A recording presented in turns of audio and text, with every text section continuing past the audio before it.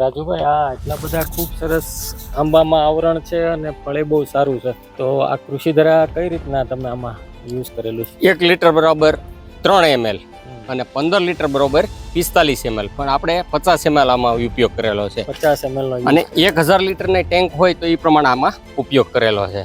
અને એનાથી અમને આ તમે ફાલ પુષ્કળ પ્રમાણમાં આવરણ જે કહેવાય એ ફળ સેટિંગ બહુ સારું બેસી ગયું છે. સાથે સાથે એની નવી કુણપ પણ તમે જોઈ શકાય છે. નવી કુણપ પણ એમાં સારી છે. એટલે એનીથી એવું લાગે છે કે આ વાપરવાથી ઘણો ફાયદો થડને થયેલો છે. અને થડને ક્યારે ફાયદો થાય? જ્યારે એને મેઇન પોષક તત્વો બધા મળી રહેતા હોય તો થાય. બાકી ઘણી બધી વસ્તુ નાખવાથી નુકસાન કરે છે.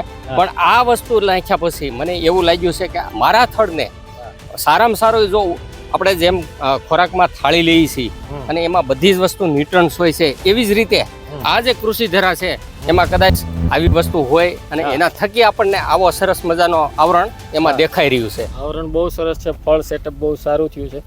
અને અત્યારે આપણે બીજાના બગીચા જોઈએ એની કરતાં આ બગીચામાં અમને ક્યાંક અલગ દેખાઈ આવે છે. ફળની સાઈઝ આખી અલગ દેખાઈ આવે છે. તો આમાં અમારો મેઇન ફોકસ ખોરાક ઉપર વધારે રહેલો છે.